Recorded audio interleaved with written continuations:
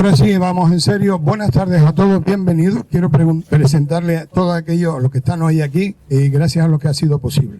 Bien, por supuesto, hay que agradecer la presencia de Ramón Hernández, gracias. También nuestro músico Alberto Linares, Marina, que acaba de dejar el avión y salió corriendo, se puso toda roja. En este momento también esperamos por Alberto Linares, que es un poco el pegamento y el coordinador de todo esto. Cita, que también está saltando del avión, y la hermana de tu hermana, que también, bueno, son personas que son importantes para que esto funcione, que han estado trabajando. ¿Qué es lo que ha hecho el escondite? La mayoría lo sabe porque han estado aquí otras veces. El escondite solamente intenta y quiere, si es posible, que sea un ejemplo.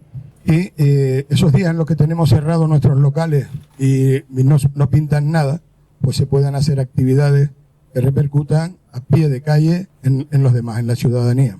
Y también un poco reconocer que nosotros, aunque no estamos denostados en este sentido, nosotros tenemos muchas cosas que hacen cultura, nuestras relaciones internacionales y demás, como dije la última vez. Este local hace 15 años nació con una vocación de tertuliana, y yo me di cuenta por el hecho de que todos aquellos de habla hispana o extranjeros que hablaban el español, cuando venían aquí, fomentaban la tertulia ocasional de un nivel maravilloso. Yo me asombraba, entre otras cosas porque no lo esperaba. No quiere decir que yo he estado en el Café Gijón, pero vamos, yo sé que no. Era ocasional. Y entonces veía eso, hasta que uno dijo, oye, ¿por qué no hablo yo de la física cuántica para los que hacen la tertulia por la mediodía, los que hacen por la noche y los que lo hacen de madrugada? Y ahí es donde surgió. Empezamos con la inteligencia artificial, era dentro. La siguiente fue la Agenda 2030 y la inteligencia artificial, la primera fue la física cuántica. Se hizo grande y ahí es donde entraron todos estos amigos, que son los que ahora de una manera más formal me han ayudado, porque yo no sé, a que esto tome forma y sea interesante para todo el mundo. Y con esto, y dándoles gracias de nuevo por estar aquí, paso a presentarle a Marina, y le voy a pasar el micrófono un poco babado, pero bueno. Muchas gracias, Javier. Bueno, efectivamente, siguiendo con toda la onda cultural que transmite el escondite, a pesar de ser un bar y un bar de tapas buenísimas, por cierto, y de muy buena bebida, Javier, que siempre ha tenido grandes inquietudes culturales, y su esposa, que ha sido su gran compañera siempre en este aspecto, pues decidieron que querían hacer algo más por la cultura, aunar la cultura dentro de un foco turístico tan grande como es Los Cristianos, pues que viniera gente de la talla de Ramón Hernández, es profesor de la Universidad de La Laguna, antropólogo, y otras grandes personas que van a venir, grandes personalidades. Se les ocurrió una tarde tonta, por lo que se ve, que estaba Ramón, Sita, Javier, Alberto, que me llamaron a mí también, tuve esa suerte, y bueno, decidieron que querían hacer algo más. Y bueno, pues hoy es uno de estos días más. Y hoy es muy importante para la historia de Los Cristianos porque va a presentar en sociedad Ramón a un personaje que probablemente proceda del siglo XVI, aunque recreado en el siglo XVIII, y que hoy va a tomar forma. Hoy va a ser presentado en sociedad gracias al trabajo de antropología que ha hecho don Ramón Hernández. Ha hecho un trabajo de investigación como buen playero, muy orientado a lo que es Los Cristianos, puesto que nació aquí, ¿verdad? Tú naciste aquí. Entonces, aunque está en La Laguna y viaja por todo el mundo, lleva a Los Cristianos en el alma y en el ADN, bueno, pues ha decidido estudiar sobre personaje Moreque. Moreque, como decimos, es del siglo XVI, está recreado también en el siglo XVIII. Él nos va a ampliar quién era este señor, medio morisco, medio guanche, con implicaciones internacionales incluso. Ya en ese siglo preveyó lo que iba a ser esto. Y bueno, se quedó corto incluso. Pudo ser rival este personaje y sin embargo amigo de aquel a quien un insumiso del cielo, maestro de la recitación, recreó y quiso imitar, antes incluso que a un tenor de Rigoletto, y que era un viejo truán que tenía un barco del cual era capitán y que tenía por bandera, ya saben lo que tenía por bandera, y también, además de las dos tibias y de la calavera, una tela roja llamada Libertad. Hoy vamos a conocer a este personaje, a Moreque, y sé que se va a meter en la vida de todos nosotros porque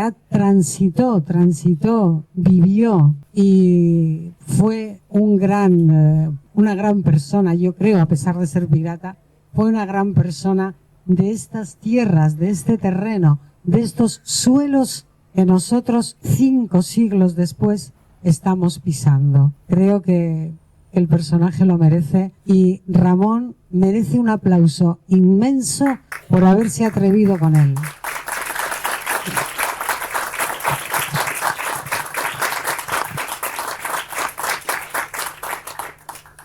Bien, ahora Sergio Linares, licenciado en Bellas Artes por la Universidad de La Laguna, que desde niño tuvo una marcada inquietud creativa y con el tiempo ha desarrollado no solo de forma académica, sino también de forma autodidacta distintas disciplinas artísticas. Ha dibujado, ha pintado, ha esculpido y es músico. En el ámbito de las artes plásticas cuenta con múltiples exposiciones desde su estreno en 1989. La música irrumpe con fuerza en su primera juventud, donde une la afición musical y la literaria en el formato de cantautor y compone sus primeras canciones. Pero no es hasta el año 1998, o sea, 9 años más tarde, que funda su primera banda de rock,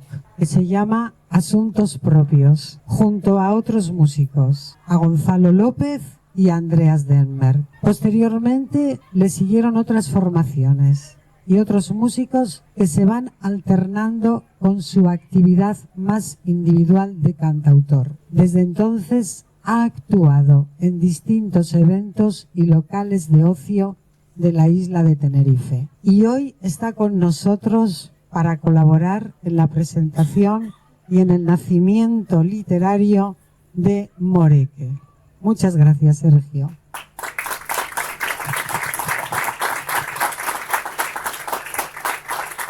Muchas gracias.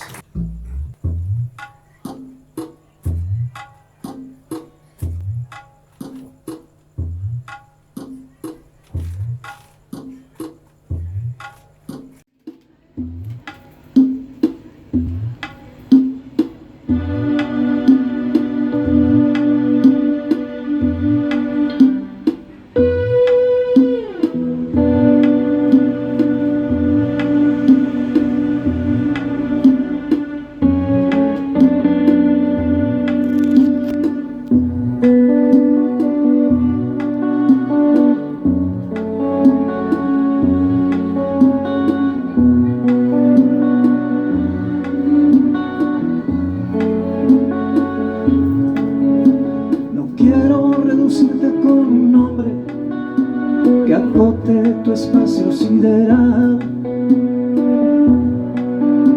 las normas absurdas de los hombres no conjugaron bien el verbo amar. Empezaré por darte una llamada, moviendo banderas en el tiempo, aunque sea mi canción acostumbrada, repitiendo que te tuve y no te tengo. Caudal de vida te creyera, inagotable fuente para mí. Te arrincono tal vez una quimera, lo cierto es que no estás aquí. Alma de las olas, espuma del silencio, espiral de caracola, ternura de los tiempos.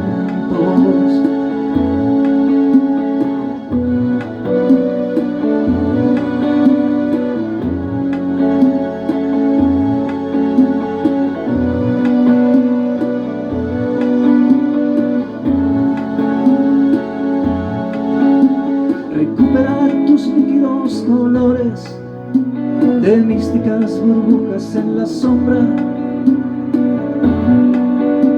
bañar de luz nuestros rincones, beber tu manantial de cualquier forma.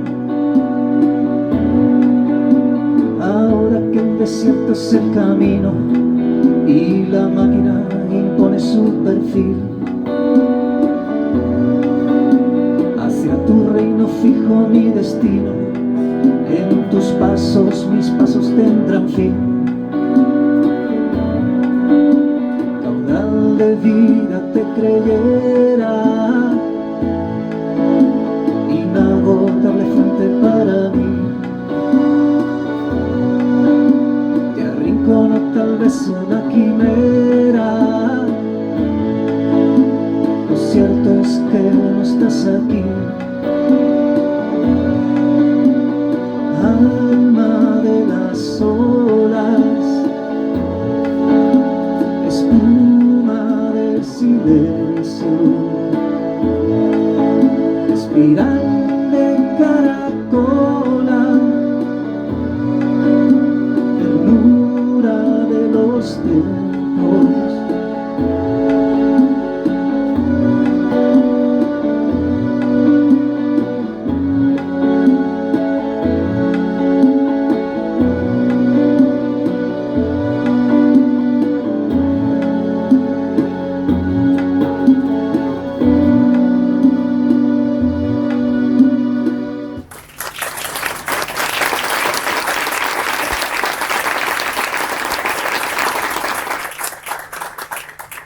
Muchas gracias, Sergio. Bien, ahora nuestro personaje del día, Ramón Hernández, licenciado en Filosofía y Ciencias de la Educación por la Universidad de La Laguna, doctorado en Antropología Social y Cultural del Departamento de Prehistoria, Antropología e Historia Antigua. Actualmente es profesor del área de Antropología de la ULL, Universidad de La Laguna, especializado en temáticas de antropología del turismo, migraciones transnacionales, patrimonio cultural, museología e historia cultural de Canarias, siendo coautor del libro Sol de invierno, homenaje de Arona al turismo sueco, Llano Azul 2004, es la editorial, del cual se hablará en el speak de hoy. Actualmente es codirector de la Cátedra Institucional del Silvo Gomero de la Universidad de La Laguna, miembro del Centro de Estudios Africanos de la Universidad de La Laguna, miembro del Consejo de Redacción de Atlántida, revista canaria de Ciencias Sociales de la Universidad de La Laguna, y directivo de la Asociación Canaria de Antropología. Y tengo que añadir que también es miembro de Speakers, que nos reúne hoy aquí. Fuera del ámbito académico, ha trabajado en múltiples temáticas del patrimonio cultural de Canarias, como técnico en el Museo de Historia y Antropología de Tenerife, del Cabildo de Tenerife o en la Unidad de Patrimonio Histórico de esta misma institución. Actualmente es miembro del Consejo Municipal del Patrimonio Cultural de Arona. También ha participado en diversos proyectos patrimoniales para empresas radicadas en Canarias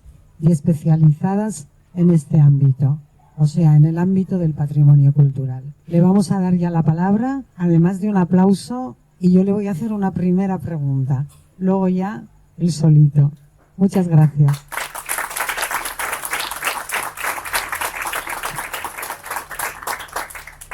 Bueno, una curiosidad que tengo. ¿Cómo os encontráis, Moreque y tú?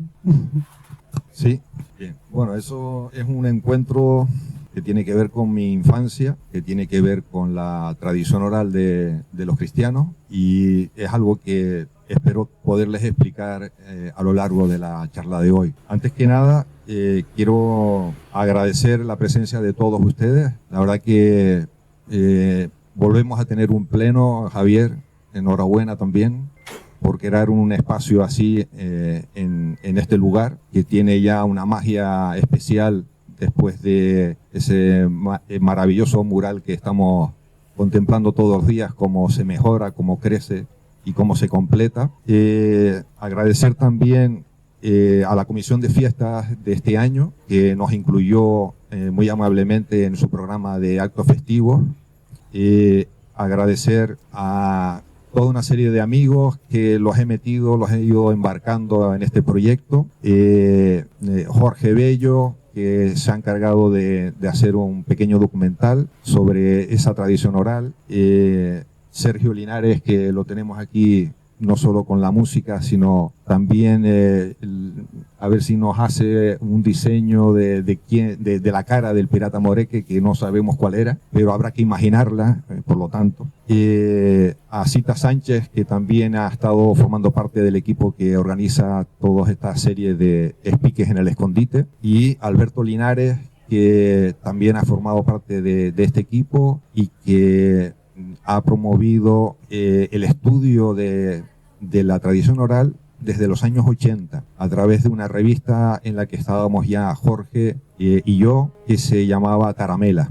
Seguro que algunos de ustedes, los más viejos seguramente, pues son los que se pueden acordar de esa revista, que ya tiene sus años, casi ya va para 40 años, yo creo, ¿no? Bueno, gracias a Luis, que es concejal de Patrimonio, que lo tengo por ahí al fondo, sin silla.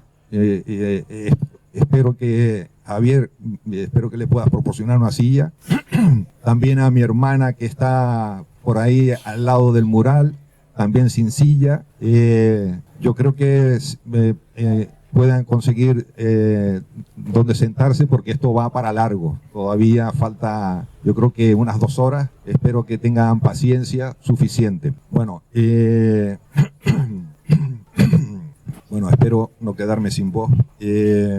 Vamos a ver, esta charla de hoy la he titulado así: La leyenda del pirata Moreque, análisis de una tradición oral y una propuesta cultural, patrimonial y festiva. Y esto de festiva, verán a continuación por qué lo pongo, ¿no? Y por qué hemos elegido la fecha de hoy para poder exponer esta leyenda del pirata Moreque. Porque tiene mucho que ver con la fiesta de aquí, y espero que a través de esta propuesta pues se incorpore a la tradición festiva de los cristianos.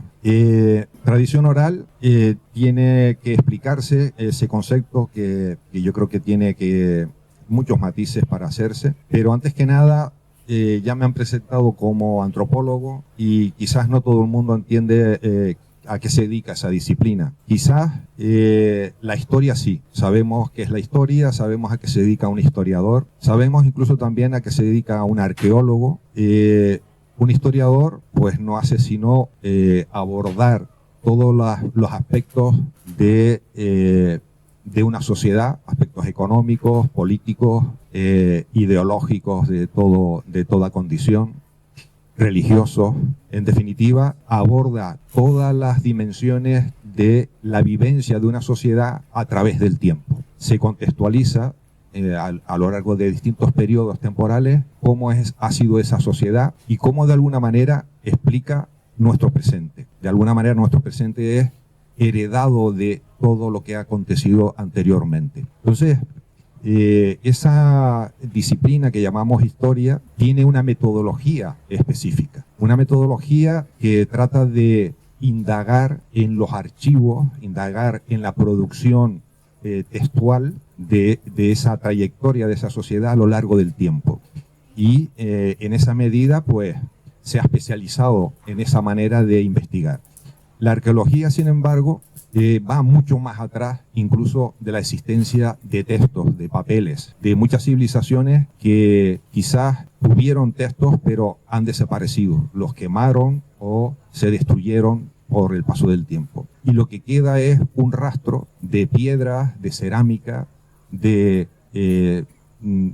las bases de las casas, de los templos. En definitiva, si nos vamos al contexto más cercano del mundo aborigen, lo que nos queda es prácticamente los lugares donde iban alojando los desperdicios de su forma de vivir. Cuando hablamos de un yacimiento arqueológico, muchas veces pensamos en clave un poco de pirata, ¿no? De un tesoro. Y muchas veces los yacimientos arqueológicos se expolian pensando en que vamos a encontrar allí piezas de gran valor. El mundo aborigen de Canarias naturalmente no tenía metales, no tenía oro, no tenía plata, y lo que vamos a encontrar en un yacimiento arqueológico son fragmentos de cerámica, fragmentos de basalto, fragmentos de obsidiana, fragmentos de lo que comían, de huesos, de pescado, de cabra y otros animales, incluso sus propios huesos de sus muertos. No hay más nada en un yacimiento arqueológico. Y aprovecho para comentar aquí que seguramente si nos tropezamos con un yacimiento arqueológico tenemos la tentación de llevarnos alguna pieza de esas en el bolsillo como recuerdo. Y eso, con el paso del tiempo, lo que genera es una limpieza completa de los elementos que formaban parte de ese yacimiento arqueológico. Esa pieza, descontextualizada, puesta en una esquina de nuestra casa, terminará cogiendo polvo y no sabemos qué hacer con ella, y seguramente después de unos años terminaremos tirándolo a la basura porque estorba y no tiene otro valor que esa lectura que puede llevarnos a recordar nuestra primera sociedad en Canarias. Luego, si visitan un yacimiento, saquen fotos, deleítese con lo que puedan ver, con lo que puedan sentir, pero no se lleven nada, porque llevarse es llevarse la posibilidad de que un científico llamado arqueólogo pueda investigar qué sucedió allí y poder tener idea acerca de cómo fue ese modo de vida, que es gran querido para nosotros porque forma parte de nuestra historia. Bueno, antropología. ¿Qué es la antropología entonces? Si la arqueología tiene su propio método, que es ir capa por capa profundizando en esa acumulación temporal, la historia indaga en los archivos, en los textos de cada uno de los periodos históricos. ¿A qué se dedica pues la antropología? Pues se dedica a lo mismo, a abordar los aspectos económicos, los aspectos políticos, los aspectos ideológicos, simbólicos de cada una de las sociedades, pero en el presente. No indagamos hacia atrás si no es necesario para explicar lo que sucede en el presente, porque la antropología se especializó en los vivos, en entrevistar a la gente viva. Esa es su metodología. ¿Por qué lo hizo? Pues porque surgió en el siglo XIX como una disciplina especializada en los que se denominaba en ese momento los primitivos. Y las sociedades primitivas son generalmente sociedades ágrafas, es decir, no tienen textos, no hay archivo que indagar. Lo que tenemos es las propias personas que tienen un modo de vida particular y que puede ser investigada para entender su cultura, que es tan válida como la de cualquier otra sociedad. Naturalmente, el concepto de primitivos tiene una carga peyorativa e ideológica muy fuerte. Y la propia antropología se encargó de demostrar que esas sociedades muchas veces no eran tan distintas de nosotros, buscaban en realidad lo mismo que nosotros, es decir, poder vivir en el medio que les tocó y poder ser felices conviviendo en sociedad. En esa forma de matizar todos los prejuicios y los estereotipos generalmente bastante racistas que teníamos en el siglo XIX, que es cuando nace la disciplina, empezó a demostrar que esos supuestos primitivos a veces eran mucho más civilizados que los supuestamente civilizados europeos. Y tuvo un gran papel para relativizar toda esa supuesta división que existía entre primitivos y salvajes y los supuestos civilizados. Bien, como vemos ahí en esa imagen, el antropólogo lo que hace es hablar con ellos.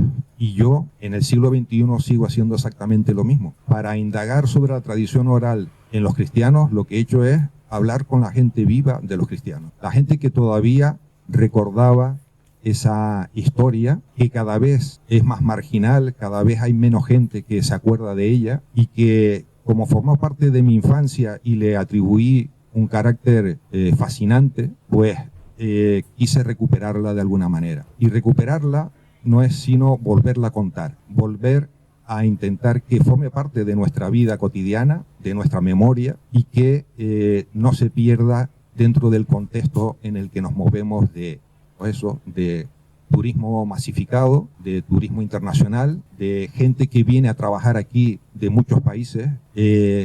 Cada vez lo vivimos cotidianamente, cada vez hay gente que no es que venga como turista, sino que se queda a vivir aquí y que tiene múltiples procedencias, con también culturas y con idiomas también muy distintos del nuestro, y que de alguna manera tenemos que generar espacios de convivencia para poder seguir siendo, felices, seguir siendo competentes dentro del espacio que nos ha tocado vivir. En ese sentido, la antropología lo que generó fue una metodología específica sobre cómo hablar con la gente para obtener la información que necesitábamos encontrar. Y hay múltiples formas de esa manera de entrevistar. Quizás incluso algunos antropólogos dicen que es un arte. Cómo hacer que la persona con la que hablamos tenga la suficiente confianza en nosotros para que nos pueda contar las cosas que queremos que nos diga. A veces no es nada fácil, a veces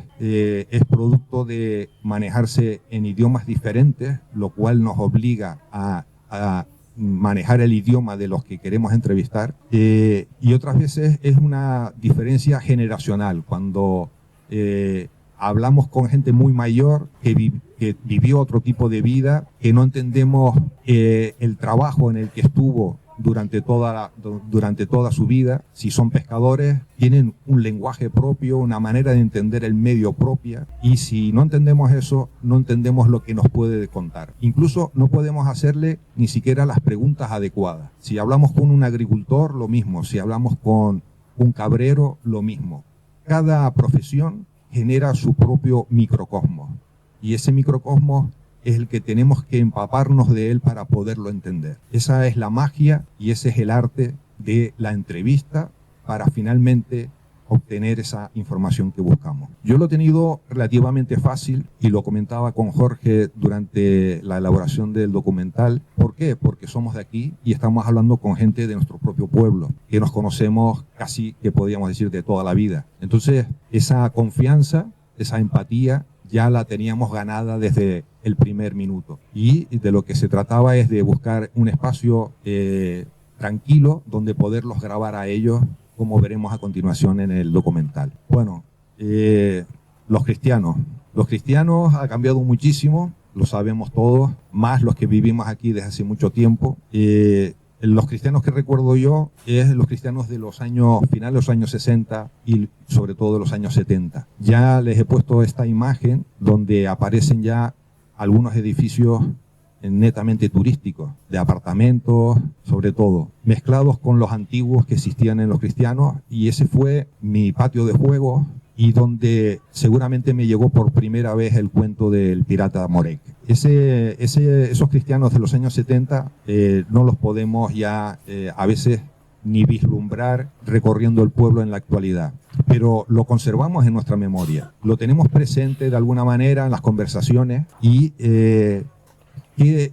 a veces lo recordamos con cierta nostalgia, pero el maravilloso mural que tenemos aquí, incluso a uno de sus pintores, Carlos y Raúl, ambos hermanos, y que se han encargado de demostrarnos que la fachada actual de los cristianos también tiene su propia belleza, también tiene su propia armonía, y solo es cuestión de ver las cosas a veces de otra manera para entender que el propio espacio que estamos viviendo ahora tiene también su amabilidad y su historia y su forma de vivir con nosotros.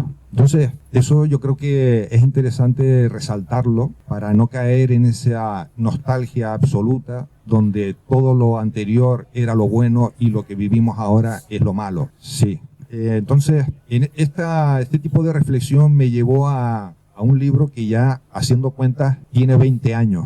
Ya cumplió 20 años, esto se publicó en 2004 y precisamente se encargó de recordarnos cuál fue el origen del turismo en los cristianos. Es un libro en el que tuve el honor de participar. Está redactado por 4 autores, yo fui coautor de ellos, de una parte del libro. También estuvo Kenneth Moore, que fue un antropólogo norteamericano que vivió aquí en los años 60 y se encargó de describirnos los primeros episodios del desarrollo turístico en los cristianos relacionados con los suecos que llegaron aquí buscando un clima mejor para curarse de su enfermedad. Es un libro que ya está, yo creo que medio agotado, y que aprovecho para recomendar una reedición de este libro. Es un libro que debería estar presente en muchas de nuestras bibliotecas particulares. Es un libro muy visual porque Marcos Brito se encargó de hacer una recopilación fotográfica de ese momento, muy interesante. Es un libro que aborda un periodo fundamental para nosotros para entender el periodo actual. En él ya estuve releyendo y encontré algunas reflexiones que yo creo que siguen siendo actuales, que tienen que ver con ese espacio de convivencia de gente muy diversa, muy diferente, pero que podemos tener un fondo común, un fondo que nos una, que nos represente y con el que nos podamos identificar. Quizás el Pirata Moreque pueda ayudarnos en eso también. En este libro yo ya apunté como un reto frente a ese cambio económico, urbanístico y demográfico que estábamos viviendo, el conservar nuestro capital social, nuestro capital cultural y nuestro capital simbólico. No voy a ahondar en estos conceptos un poco teóricos, sino que les voy a decir que el capital social alude a la riqueza de relaciones. Hoy es un ejemplo magnífico para ver cómo esto nos ha servido de disculpa para encontrarnos y seguramente para conversar después de que acabe este acto, y eso no nos va a hacer otra cosa que enriquecernos en nuestras relaciones sociales. Eso es un capital que es fundamental para seguir planteándonos un futuro mejor, un futuro que nos venga bien a todos, que nos haga felices y que sigamos siendo una sociedad unida y con cierta coherencia. Entonces, el capital social, importante conservarlo y potenciarlo. El capital cultural y el capital simbólico alude a todo ese conjunto de transmisión de conocimientos, de saberes que se han ido transmitiendo a lo largo del tiempo, pero que también nos están llegando nueva información constantemente y que lo incorporamos a nuestra vida. De alguna manera buscamos esa armonía, esa coherencia entre distintos aspectos que son múltiples y muy heterogéneos, pero que en la medida en que tienen que formar parte de nuestra vida, los tenemos que armonizar. Bueno, en conversación con Alberto Linares, que él es escritor, muy metido en el mundo de la literatura, pues surgió una frase, una anécdota en relación con Jorge Luis Borges. A la pregunta sobre una leyenda que circulaba por Sudamérica, por el cono sur de América, le preguntaron a Borges, pues eso, ¿qué opinaba sobre la verdad o falsedad de esa leyenda? Seguramente Borges ni siquiera conocía esa leyenda en ese momento, pero el periodista le hizo esa pregunta y la respuesta de Borges es genial y además viene muy a propósito de lo que yo quería comentarles hoy aquí. Contestó Borges: no sé si es verdad o es mentira, pero por la belleza de esa historia merece ser verdad. Y eso me lleva a eso que tiene de especial la tradición oral, que a veces lo podemos identificar así como belleza. Y seguramente esa tradición oral no la podamos entender al completo como verdad histórica, pero nos presenta otro tipo de verdad, que va más allá de la verdad histórica. Que producto de esa transmisión a lo largo del tiempo, pues seguramente hay confusiones, hay elementos que se imaginan y se inventan, hay elementos que se complementan para que la historia tenga sentido, y en esa labor a lo largo de muchas generaciones la historia puede ir cambiando y se convierte en eso, en leyenda, una leyenda que seguramente sea parte verdad histórica y otra parte verdad imaginada. Pero esa verdad imaginada no es arbitraria, es una verdad que fabricamos nosotros para nosotros mismos, para darle nuevamente sentido a esa historia en la vida que vivimos. Y eso es realmente importante de destacar, porque la antropología no hace historia. La antropología lo que indaga es en la subjetividad de las personas que forman parte de una sociedad. Es decir, no importa si lo que las personas piensan es verdad o no, lo que importa es que lo piensan, y como lo piensan, actúan en conformidad con ese pensamiento. Entonces, si el antropólogo lo que trata es de explicar cómo funciona esa sociedad, no se puede contentar con la verdad histórica, sino también con lo que la gente piensa que es verdad, porque eso es lo que realmente condiciona sus vidas y su forma de actuar y su forma de reaccionar, y que incorpora seguramente muchos prejuicios y muchos estereotipos que a veces nos llevan a enfrentamientos, a debates, y que seguramente algunos se pueden curar con la verdad histórica y otros no. Otros se tienen que curar de otra forma. En ese sentido, es una labor no solo de la antropología, por supuesto, sino que en eso estamos todos, porque a todos nos interesa. Si recurrimos a los filósofos clásicos, a esa triada maravillosa y que seguramente nos enseñaron a todos en el instituto, Sócrates, Platón y Aristóteles, ellos identificaban verdad, bien y belleza. De alguna manera, la verdad nos llevaba al bien, a ser buenos, y el ser buenos y comportarnos de acuerdo con la verdad nos llevaba a la belleza. Y a la inversa también, lo bello nos lleva al bien y el bien nos lleva a la verdad. Eso era un pensamiento muy abstracto, pero que lo podemos recuperar para nuestra propia historia del pirata Moreque. Pensando en eso, preferí empezar por la belleza. Y hay un libro de Umberto Eco que se titula así, precisamente, Historia de la Belleza, y nos da una serie de definiciones acerca de la belleza. Y podemos empezar, con ellas podemos empezar a entender cómo la belleza nos lleva también a una verdad. Nos dice Eco: la belleza es la armonía de la diversidad en la unidad. Es la forma en que la naturaleza nos llama a la trascendencia. La belleza es poder, una sonrisa es su espada. La belleza es una forma de sabiduría silenciosa y una promesa de felicidad. Estamos viéndolo. Arte por aquí, belleza. Arte en la música, belleza. Y en cada uno de esos eventos se está cumpliendo cada una de estas formas de definir la belleza. La belleza es el único lenguaje que no necesita traducción. La belleza es la armonía perfecta entre el contenido y la forma. La belleza es una flor efímera y cambiante, pero su esencia es eterna, el reflejo de nuestra conexión con el universo. La belleza es el eco de la verdad en el corazón humano. De nuevo, la conexión entre belleza y verdad. En ese sentido, esa es la verdad que yo quiero encontrar en la historia del pirata Moreque. Es una verdad que va más allá de la verdad histórica.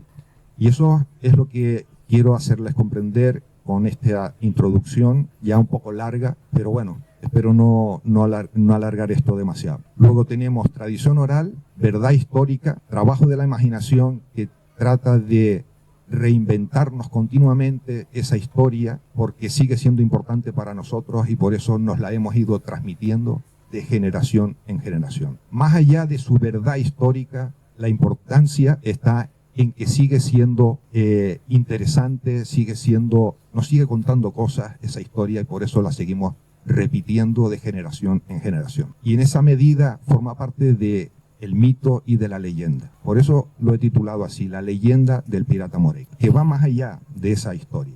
Pero la historia también es importante. También conviene saber qué verdad histórica hay detrás de esa leyenda. Bueno, esto es para avisarme de que toca ver el documental.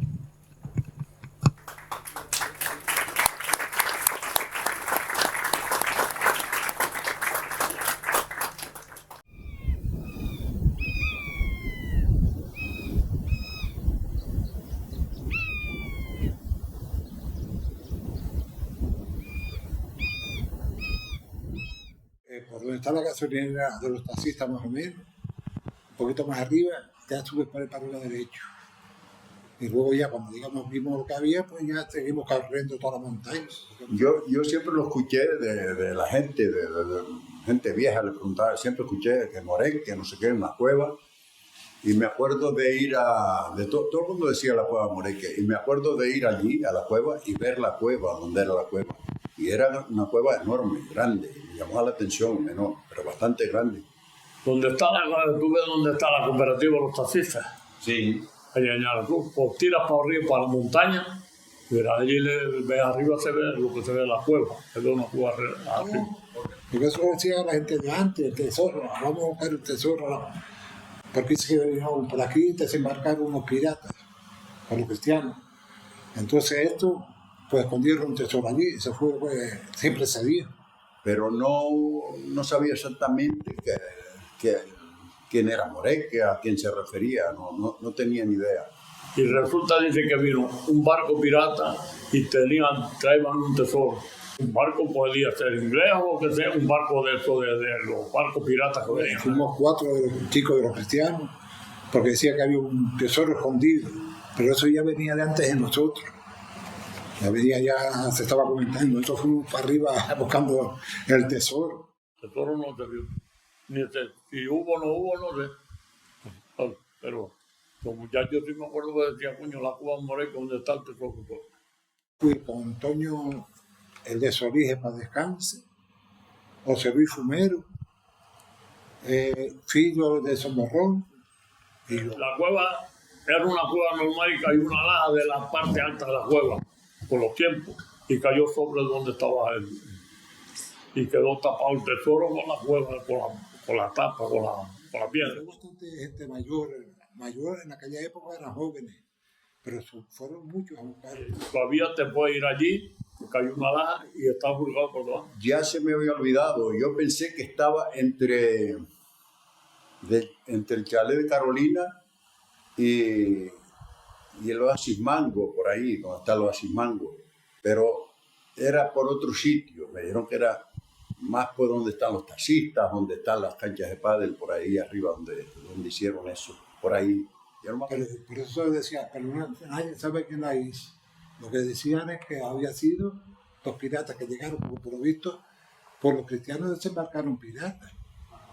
Dice que podían ser ellos para guardar el tesoro. Era la leyenda que había. Sí, iba gente, sí, atrevido de eso, a juzgar a ver si podía atacar. Pero la laja aquella que coño va a levantar la laja. No, de otro sitio no, porque lo único que no sabía era gente del pueblo, nomás. Había escuchado lo del tesoro, pero no me parecía que en la cueva pudiera haber nada, ¿no? Un suelo terroso y no de piedra viva, sino sí que lo que era la cueva era firme, pero el suelo se fue haciendo terroso. Usted que dice que venía a enterrar el tesoro, venía un negro con el tesoro. Y fueron arriba a la cueva de Moreque, que le decían Moreque por no sé el motivo, porque le decían Moreque. Entonces resulta que enterraron el cajón y mataron al negro y lo enterraron. Murieron los que fueron con él a enterrar. Y como murieron, pues no se sabe dónde estaban. Empezamos a juzgar, juzgando a ver dónde estaba el tesoro. Y digo, bueno, y eso se lo habrá llevado tanto tiempo, pero está buscando desde mi abuelo y todo. Pues date cuenta que estamos hablando de cuando vinieron los piratas aquí a los cristianos. Cuando vinieron los piratas, esos piratas fueron los que te dicen que escondieron el tesoro. Y ahí salió pues la leyenda de la cueva Moreque. Que le salía una sombra, que salía, tenían miedo de ir solo, tenían que ir más gente. Bueno, mucha gente no llegaba a subir, porque como había una maldición, pues nada, no subía nadie para arriba. Tú sabes que decían también el dicho ese, que es porque llamaban a los cristianos.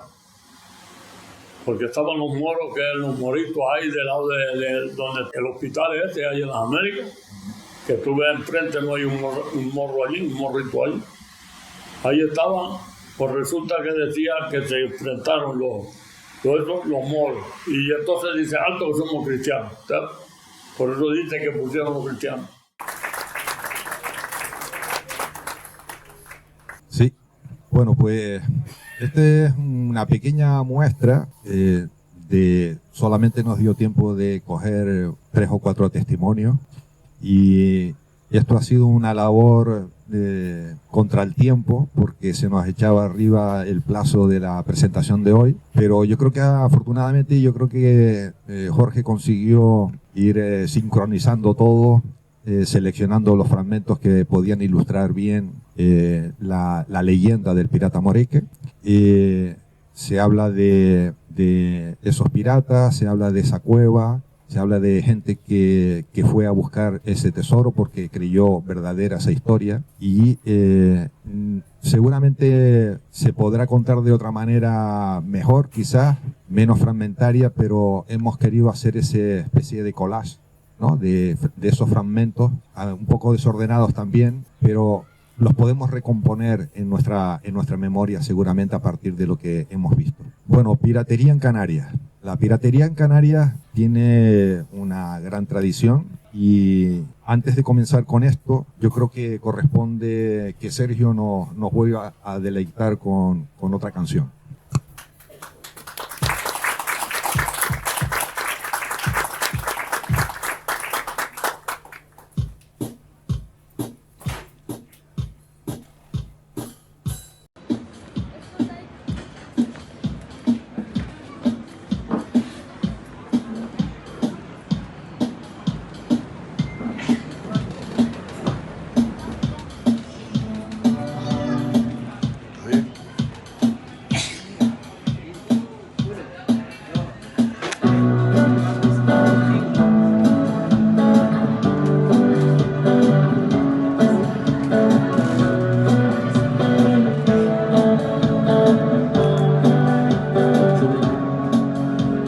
Tiempo de ruido, de prisa constante, de palabras huecas, de signos violentos. Es tiempo furtivo, de risa farsante, de lágrimas secas, de ríos revueltos.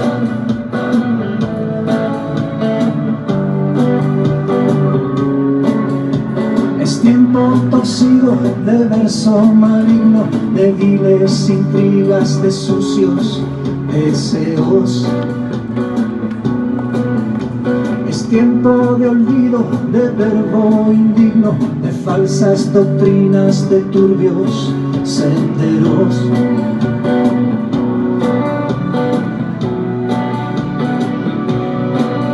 ¿Qué decir de tu amor en tiempo de carencia? Está el alma perdida si no está en tu presencia. ¿Qué decir de tu amor en tiempo de sentencia? Solo tú das la vida con excelencia.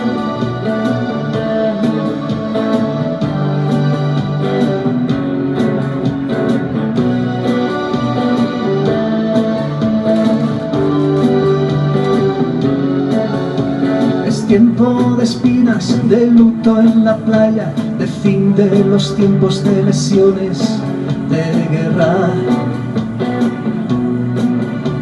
Es tiempo de ruinas, de muros y vallas, de huir del desierto de naciones sin tierra.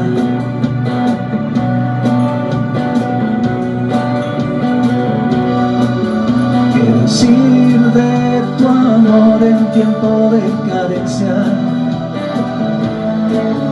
Está el alma perdida si no está en tu presencia. ¿Qué decir de tu amor en tiempo de sentencia? Solo tú das la vida con excelencia.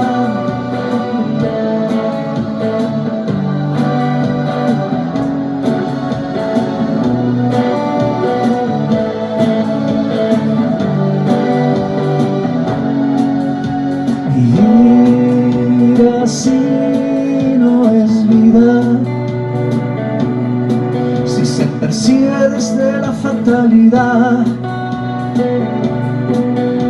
Vivir sin ti no es vida,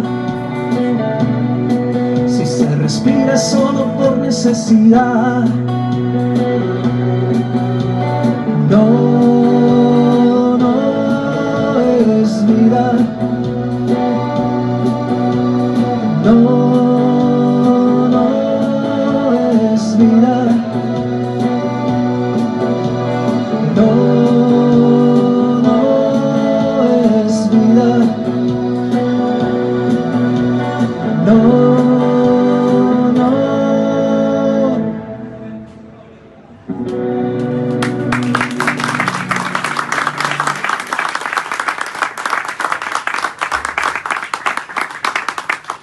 Bueno, volviendo a la historia esta de los piratas, hay muchas publicaciones al respecto. Canarias tiene una larga historia de piratería y sin duda la obra más monumental sobre la piratería en Canarias es Rumeo de Armas. 5 volúmenes que muchos yo creo que conservan en sus casas después de una promoción que hizo Caja Canarias allá por los años 70. Y yo recuerdo vagamente porque era muy pequeño cuando eso. Bueno, Rumeo de Armas, piratería en Canarias. Otro libro importante en relación con eso es el libro de Torriani, Descripción e Historia del Reino de las Islas Canarias, antes afortunadas con el parecer de sus fortificaciones. Las fortificaciones es la herencia material que nos queda de esa defensa frente a los ataques piráticos. Y hay múltiples ejemplos repartidos por todas nuestras costas. De los piratas, quizás de los piratas nuestros, el más conocido sea actualmente Amaro Pargo. Amaro Pargo dicen muchos que ni siquiera era pirata, sino que era corsario. Y ahí hay una distinción importante, porque el corsario es el que adquiere patente de corso, que se llama, que es un permiso del rey para poder luchar por su cuenta frente a los que son enemigos del reino. No pueden atacar cualquier barco, sino solo los de bandera enemiga. Y en eso se distingue del pirata, que el pirata ataca cualquier barco que se le ponga por delante si lo cree oportuno. Entonces, Amaro Pargo, pirata, corsario, a veces la frontera es muy fina, muy delgada, porque igual Amaro Pargo, si se le ponía por delante la oportunidad de un barco con posibles riquezas, pues quizás también cruzó esa frontera y fue más allá del corsario y se convirtió en pirata, pero solo es una especulación y lo podemos dejar ahí. Perdón. Como todo buen pirata, tiene una maldición, y quizás la maldición de Amaro Pargo es ver desde otro mundo cómo su propia casa fue destruida buscando ese tesoro, que es la que se conservaba en Machado, la Casa Machado, que era una de las casas que poseía Amaro Pargo. Pues la transmisión oral empezó a hablar de que el tesoro de Amaro Pargo no se había encontrado, que fue inmensamente rico en su momento, que tuvo bienes en la laguna, en la zona de la punta del Hidalgo, pero también por la zona de Machado tenía una hacienda muy grande. Y hasta los años 60 se conservó intacta, perfecta, pero la gente empezó a pensar que ese posible tesoro de Amaro Pargo estaba enterrado allí y terminaron buscándolo dentro de las paredes porque en los terrenos no lo encontraban. Entonces, realmente el tesoro de Amaro Pargo era la propia casa que se destruyó, y quizás buscando el tesoro del pirata nuestro, pues también hayamos destruido cosas. Quizás lo que había allí era un yacimiento arqueológico, y al excavar y buscando el tesoro era realmente esa riqueza arqueológica que había allí, pues la hemos destruido un poco. Quizás no, solo especulo. Otro pirata muy conocido de nosotros, de Canarias, es Cabeza de Perro. Cabeza de Perro supuestamente nació en la zona entre San Andrés e Higueste de San Andrés, pero otros dicen que no existió, sino que es producto de la imaginación literaria. De la imaginación literaria de Aurelio Pérez Zamora, que escribió una novela a finales del siglo XIX, que se tituló así: Sor Milagros o Secretos de Cuba, novela histórica contemporánea ilustrada, publicada en 1897. Ese personaje de Cabeza de Perro, pues tiene múltiples vicisitudes que no vamos a entrar en ellas ahora. Les pongo ahí abajo en azul una ilustración de lo que fue supuestamente Cabeza de Perro, en el momento en que llega a Santa Cruz de Tenerife, porque él donde realizaba las fechorías piráticas era desde La Habana, no era de aquí, pero había emigrado hacia el Caribe. Entonces, cuando llega a Santa Cruz de regreso y ya retirado como pirata, ya había renegado de toda de ese modus vivendi, pues unos niños se empiezan a reír de su cara, que lo llamaban Cabeza de Perro por la apariencia física que tenía. Y ese jolgorio que se formó alrededor de él con un coro de niños riéndose, llamó la atención de las autoridades, que finalmente lo identificaron como Cabeza de Perro y supuestamente fue apresado y ajusticiado en Santa Cruz. Pero otros dicen que esa historia es falsa. Vuelve a ocurrir lo mismo. Detrás de la tradición oral pues hay múltiples versiones, pero que algunos creyeron que era verdad. Decían que al pirata Cabeza de Perro le dio tiempo de enterrar sus tesoros en la zona de los llanos de Santa Cruz, es decir, hacia la zona de la refinería. Allí, en una época en que no se había urbanizado, vivían unos personajes marginales dentro de Santa Cruz que se llamaban Sandokan y Ramallo, que son los que aparecen en esa foto del centro. Sandokan es el de la gorra y Ramallo es el otro. Y vivían a su manera en esos arrabales con esos perros, y de repente Ramallo se le vio con dinero en el bolsillo, con mucho dinero por lo visto. Y la gente pensó que realmente había encontrado el tesoro de Cabeza de Perro, y la cosa terminó en una muerte. Ramallo muere, no se sabe si lo mató Sandokan o lo mató otra persona, pero aparece muerto y sin dinero en el bolsillo.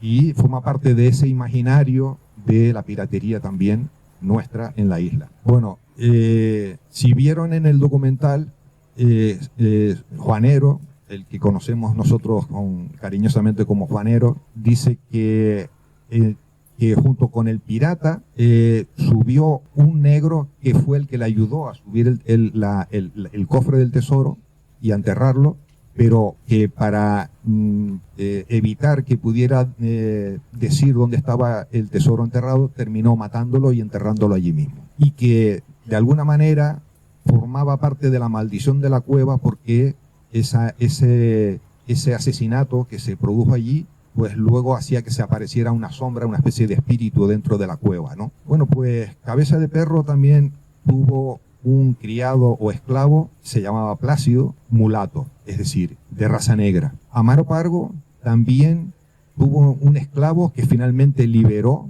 porque lo consideraba como su brazo derecho, su lugarteniente, y terminó liberándolo y lo llamaban Cristóbal Lynch, o Linche, según la versión más popular. Es decir, pirata y persona negra. Eso me ha llamado mucho la atención y yo creo que no es una casualidad. Quizás en la época en que las personas de piel negra eran esclavizadas, quizás la piratería era la única oportunidad que tenían de ser libres, y por eso, desde que podían, se asociaban con los piratas. Quizás por eso forma parte de ese imaginario como una constante, ¿no?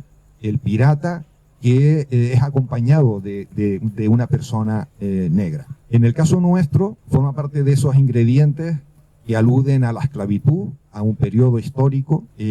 Otro de los ingredientes es la llegada a través de la bahía de los cristianos, de esos piratas, y que suben, se adentran, buscan una cueva más o menos escondida, donde entierran sus piezas más valiosas, su tesoro. Siempre aparece una cueva con un tesoro. Es como una constante también en los cuentos sobre los piratas. En el caso nuestro hay una particularidad, que el pirata no es un pirata al estilo del Caribe, al estilo del imaginario, sobre todo anglosajón, es decir, con pata de palo, parche en el ojo y todo ese tipo de cosas que vemos en las películas. Nuestro pirata es un pirata morisco y lleva turbante, lleva esos pantalones así abomballados, y lleva un calzado diferente, es decir, un ropaje que no tiene nada que ver con el habitual, porque es un pirata que se identifica como pirata morisco. Y bueno, esos son los ingredientes principales de este cuento y de este personaje. El pirata es un personaje siempre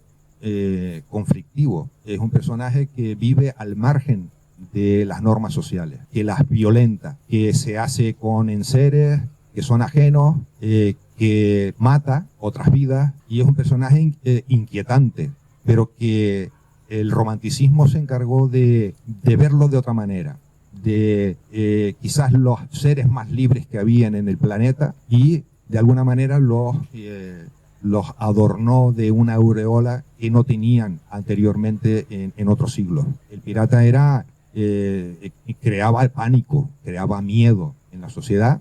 De hecho, se habla en las islas como los pueblos importantes se adentraban, no estaban en las costas, como una manera de defenderse frente a esa piratería. Ahora bien, pirata morisco, pero es que nosotros también éramos piratas.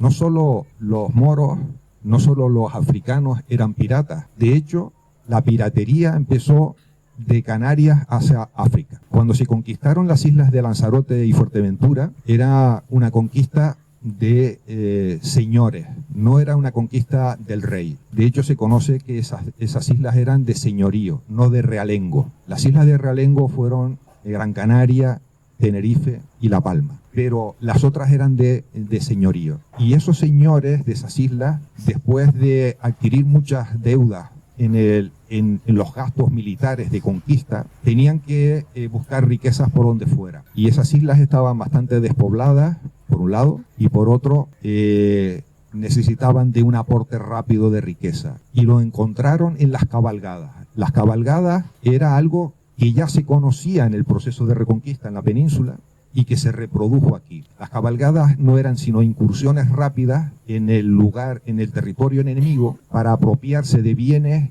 y hacer el mayor daño posible, incluso llevándose a esclavos, a gente que apresaban para convertirlas en esclavos. Eso es lo que hacían los señores de Lanzarote y Fuerteventura en las costas africanas de enfrente. Y, por supuesto, desde el lado africano, pues hicieron lo mismo.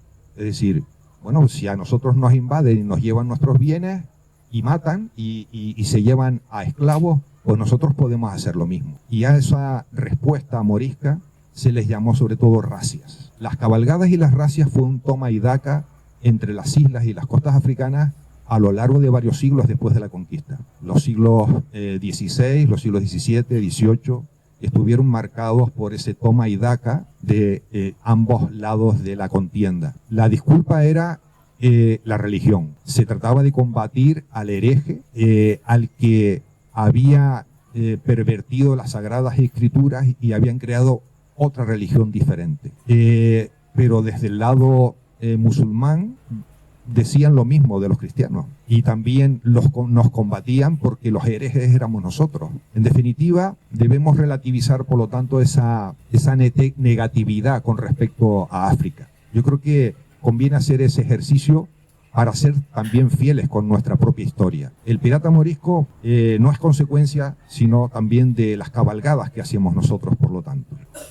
El miedo, hemos hablado ya un poco del miedo, pero también de la posibilidad de la heroicidad. De hecho, cuando se lograba expulsar a los piratas que llegaban por nuestras costas, pues esas personas adquirían cierto prestigio porque habían conseguido sacar de nuestro territorio a los enemigos, a los piratas que arrasaban con todo, que mataban y que se llevaban sobre todo a nuestras mujeres para luego quedarse con ellas o pedir rescate, que era otra forma de rentabilizar esa incursión pirática. Las cuevas. La cueva es como un portal que nos lleva a otra dimensión. Es una puerta que nos lleva al interior de la tierra y el lugar donde esconder cosas, ¿no? Es un lugar oscuro que al mismo tiempo que nos da miedo, también nos proporciona la posibilidad de esconder algo valioso. La cueva es una constante dentro de las historias de piratería. Es un arquetipo, lo que se denomina como un arquetipo. Pero se utiliza siempre porque es significativo, porque es lo que le da fuerza a esa historia, porque nos conecta con elementos que podemos denominar incluso como telúricos, ¿no? Es decir, de acceder a otro mundo, a otro espacio, y eso yo creo que está presente en todas esas historias por esa razón. Algunas de nuestras cuevas tienen la posibilidad de conectarnos con el mundo aborigen. Sabemos que los aborígenes vivían en cuevas, no solo en cuevas, también construían pequeñas casas, pero sí que tenemos en nuestro imaginario que los aborígenes vivían, nuestros guanches vivían en las cuevas. Y eso tiene que ver con el personaje de Moreque.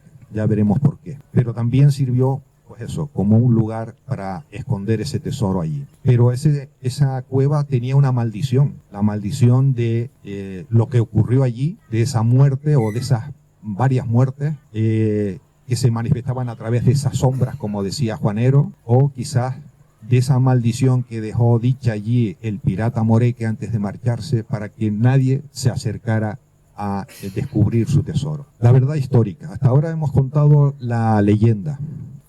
Una leyenda fascinante por muchas razones, pero tenemos una verdad histórica también que contar. El personaje Moreque, yo me he basado en esas fuentes, en esos autores que pongo ahí. Betancur Alfonso, muy importante, Mederos y Martini Escribano también con sus publicaciones, Nelson Díaz Frías también y Antonio Tejera Gaspar. Hay otros autores que quizás podría haber incorporado aquí, pero yo creo que estos son los principales para comprender la verdad histórica, que es la parte a la que me voy a dedicar ahora. Pero antes de eso, yo creo que podemos continuar con la tercera canción.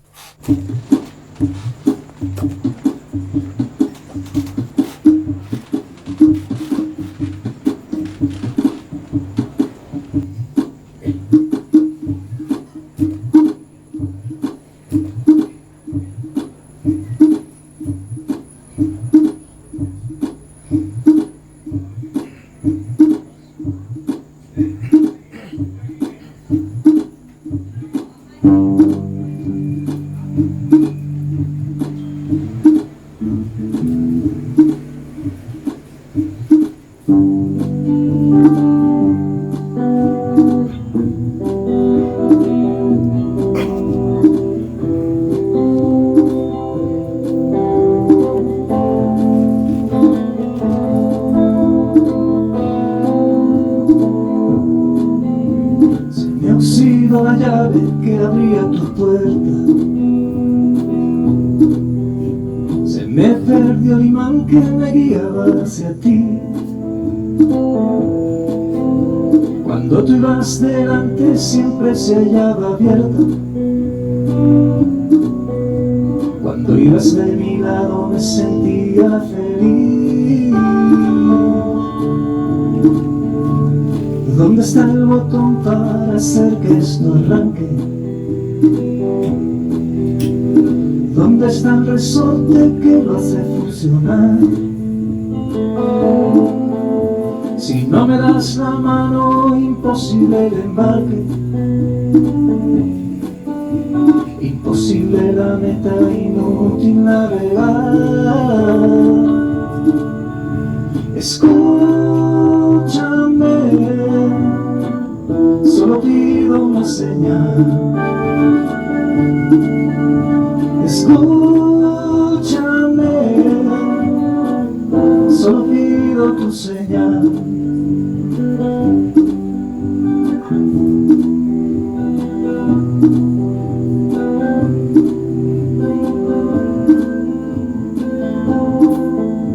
Perdí los manuscritos de todas las respuestas que ya había guardado, que alguien me contó. Sin tu mejor consejo ya nunca estaré alerta, nunca abriré camino, nunca alzaré mi voz. Atenderé de día lo que me dice el viento, cuando hable la marea preguntaré por qué. Los signos del pasado marcaron el encuentro, ahora desarmado también te seguiré. Escúchame, solo pido una señal. Escúchame, solo pido una señal. Escúchame, solo pido una señal. Escúchame, solo pido tu señal.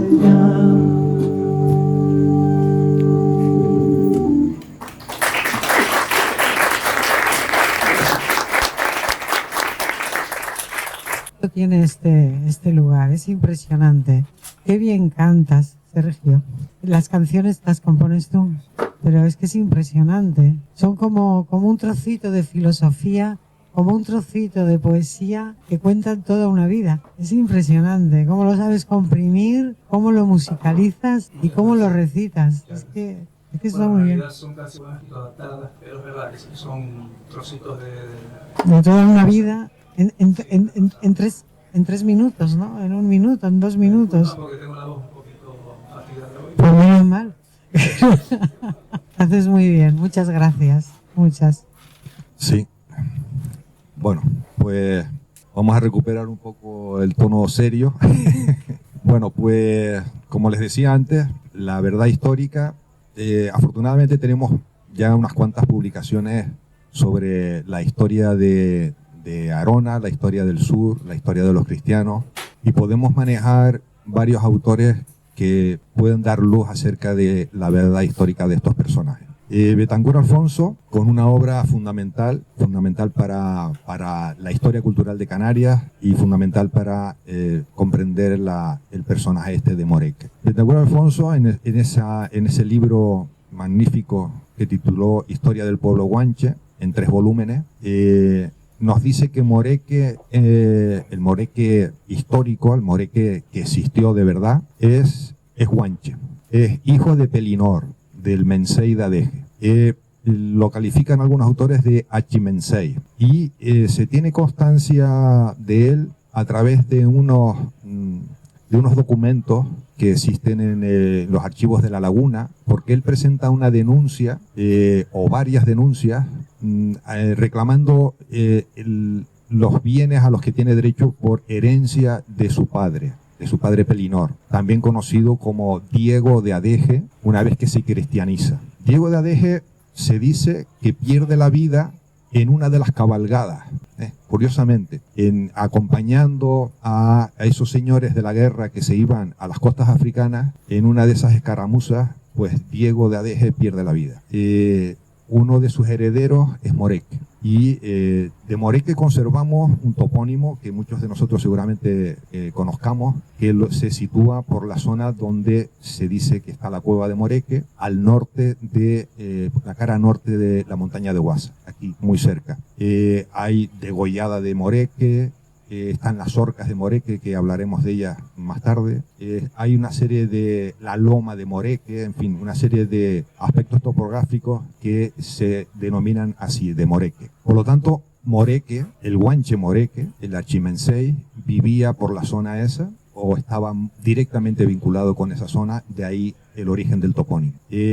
Yo no sé si la cueva de Moreque, la cueva donde habitaba Moreque, es exactamente la que ahora se identifica como la cueva de Moreque, pero la cueva donde el pirata enterró su tesoro, pero sin duda debe ser alguna de las que está en esa montaña. Moreque, les dije que se conoce que es un personaje real por esas denuncias que hace en la audiencia de La Laguna, reclamando bienes que tienen que ver con la herencia de ese Mensei de Adeje, o también Diego de Adeje, ¿no? Entonces, un hermano de él, según cuenta también el propio Betancur Alfonso, se llamó Ichazawa. Ichazawa, sabemos que hay un autor muy conocido de nosotros porque es de aquí también, Nelson Díaz Frías, cuestiona la propia existencia de Ichazawa, pero si tenemos en cuenta lo que dice Betancur Alfonso, pues sí existió. Otra cosa es que se haya lanzado al vacío desde el Roque del Conde, que algunos afirman que así fue, una vez que después de alzarse en contra de los castellanos, pues se viera acorralado y antes de ser apresado se lanzó al vacío por allí suicidándose en un suicidio ritual que con el grito ese muy conocido de nosotros, Pacaguaré, ¿no? Y que está asociado pues con una reivindicación también de carácter independentista, donde el tema guanche está muy presente. Pero bueno, eso ya son otras cuestiones. Lo que nos interesa aquí es Moreque. Y Moreque nos dice también Betancourt Alfonso que entre los distintos juegos y deportes que tenían los guanches, había uno de natación y que consistía en nadar desde la punta de la Rasca hasta la playa de los Cristianos. Y que Moreque se apostaba sobre el risco de Guasa para ver cómo progresaba esa competición de natación. Y seguramente era el juez, ¿no?, de si era correcto quién había ganado y ese tipo de cuestiones. Entonces, Moreque está plenamente vinculado con la montaña de Guasa, por lo tanto.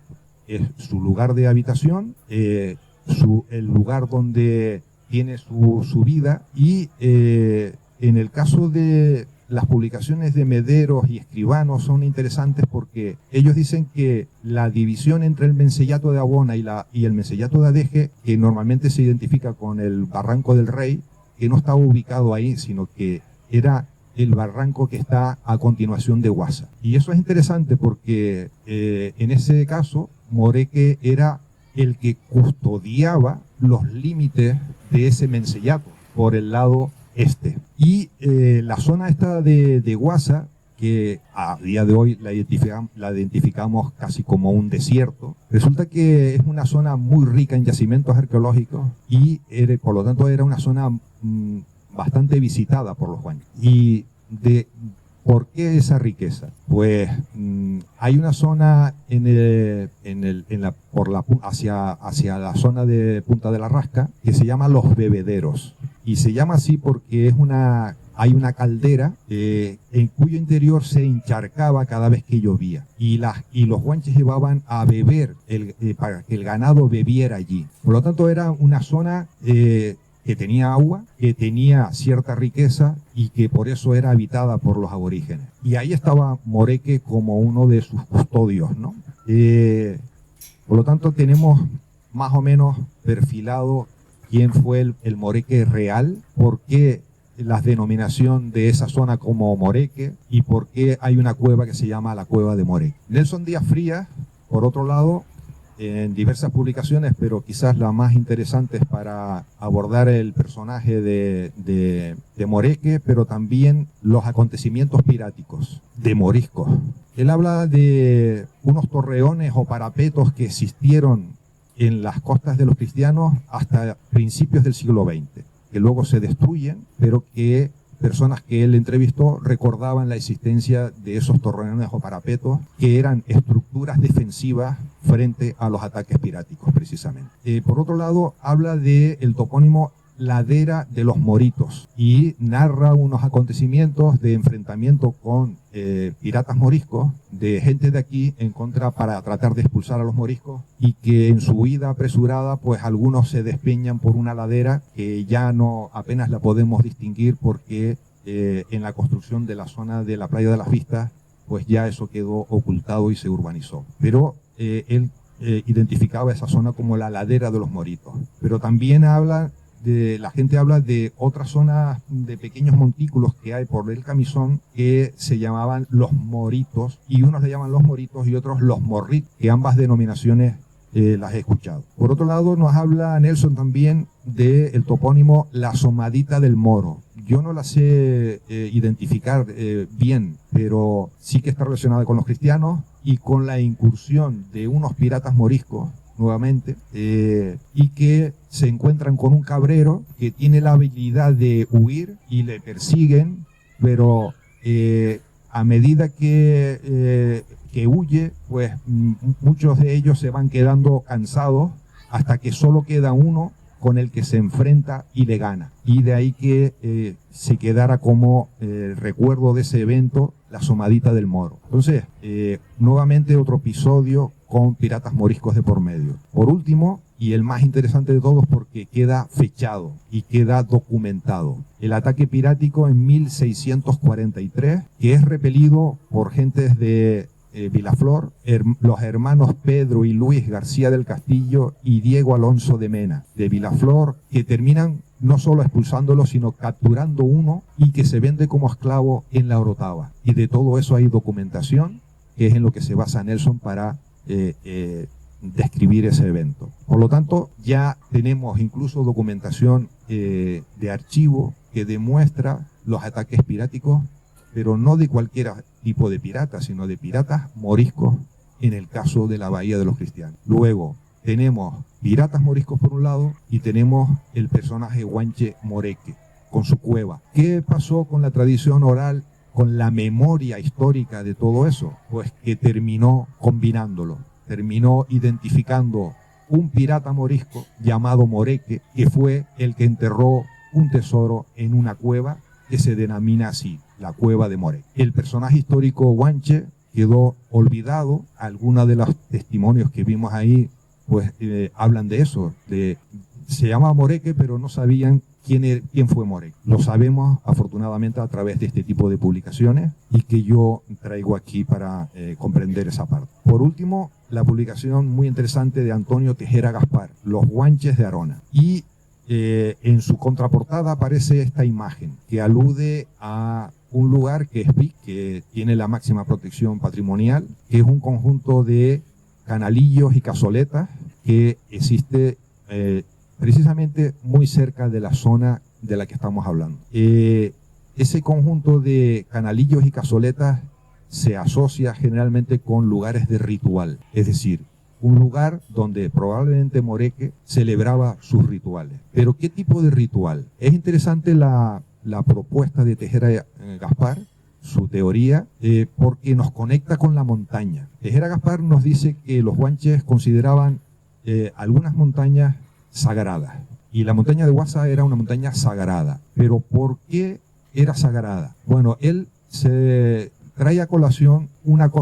frase de nuestra tradición oral, esa que dice que cuando veas nube en Huasa o nubes rastreras por Huasa, coge la yunta y vete para casa. Es decir, estaba asociado con la lluvia, y las nubes rastreras por Huasa, por su cumbre, para los guanches significaba una probabilidad de lluvia, y adoraban a la montaña donde se alojaban seguramente los dioses en los que ellos creían, para que esa montaña propiciara la lluvia, y propiciar la lluvia era propiciar la posibilidad de vivir en esta zona. Entonces celebraban sus rituales, seguramente no solo ahí, pero lo que hemos conservado como lugar de ritual lo tenemos precisamente frente a la montaña, precisamente en la zona de Moreque, y que Betancur Alfonso recoge como las orcas de Moreque, las orcas de los hombres o las orcas de Moreque.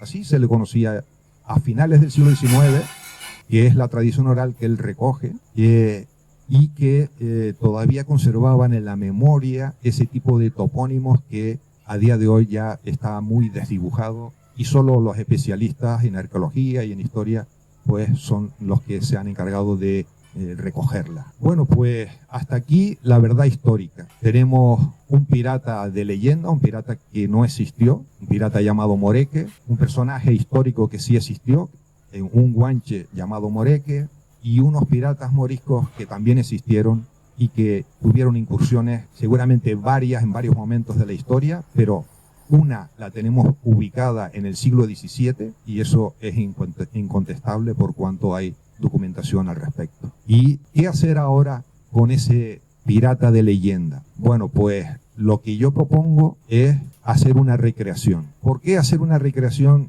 de un pirata de leyenda? Bueno, porque yo creo que es una buena forma de que ese cuento, que apenas ya hay gente que se acordaba de él, pues siga incorporándose a nuestras vidas de nuestro momento contemporáneo, siga teniendo sentido, y una manera de recordarlo y de homenajear a esa leyenda y a ese personaje, pero sabiendo también su verdad histórica, es crear un gigante para incorporarlo a la fiesta de los cristianos. Un gigante que recree la figura de ese pirata Moreque. ¿Por qué eso? Pues porque seguramente cada vez que aparezca esa figura en nuestra fiesta, habrá mucha gente que se pregunte ¿quién es?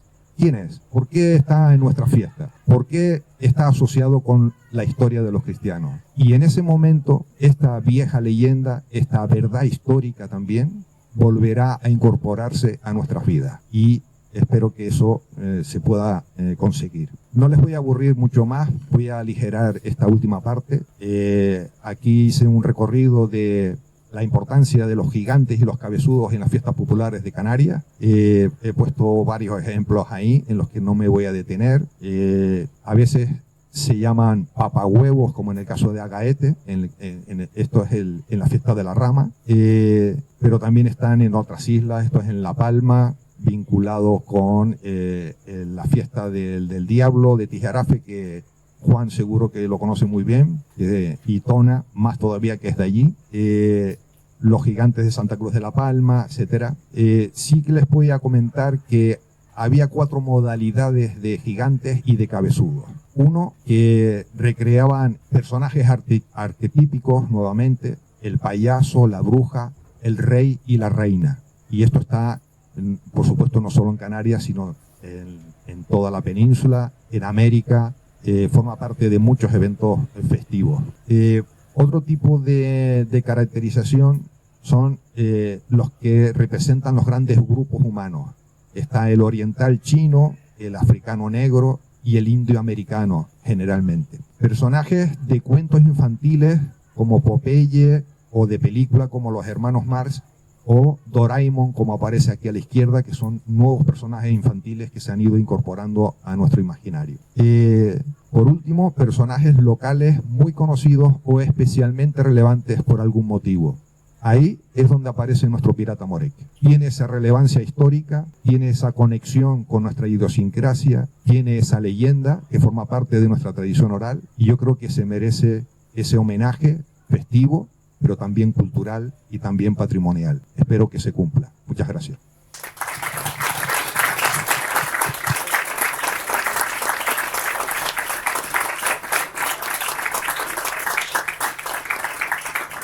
Después de esta excelente exposición, documentadísima, porque vamos, comprendo de verdad, te lo he dicho antes y lo vuelvo a repetir, ahora entiendo que algunos profesores os ganáis el sueldo, porque qué trabajo de investigación y qué exposición tan extensa. Muchas gracias. Bueno, vemos entonces que moreque puede ser un híbrido entre una figura morisca y una figura guanche, hijo de un rey, hijo de Pelinor, que era guardián de las fronteras, porque estaba ahí entre Arona y Adeje, ¿no? A la vez que árbitro deportivo, porque estaba en la montaña de Guasa viendo a ver quién llegaba primero. O sea, que era un personaje como muy moderno, como muy avanzado. Sí, y yo creo que es un reto imaginárselo y plasmarlo en algo, materializarlo con una cara, pero también es lo bonito, ¿no?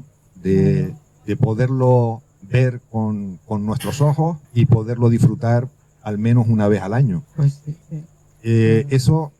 Para eso le paso la palabra a Sergio, que es uno de los encargados de tratar de materializar esa cara, con esa caracterización de todos los elementos que hemos estado hablando, ¿no? Bueno, yo poco que decir, es decir, el trabajo, como se ha visto, es de Monchi, Ramón, y es verdad que tuvimos una conversación extensa en la cafetería, estuvimos hablando del proyecto y me planteó la posibilidad de hacer un diseño y un boceto, ¿no? Digamos, del personaje, ¿no? Evidentemente es un reto y es una parte muy interesante y una oportunidad también, un privilegio, ¿no? Pues si se lleva a cabo esta figura, pues de alguna manera pues ser el culpable del rostro, ¿no? No lo sé si llegará a ser, si seré yo, si será otra persona, pero desde luego, desde un punto de vista creativo, pues es un trabajo bonito, ¿no? Un trabajo, pues bueno, que también obviamente hay que hacerlo en colaboración con toda tu documentación y buscando también la manera de ser lo más fiel posible, aunque sea un personaje de fantasía, pero que responda también a esos datos de investigación, ¿no? Y poco más, porque realmente lo has compartido conmigo y lo has expuesto hoy de una manera brillante, así que, bueno, veremos a ver qué sale de aquí, ¿no?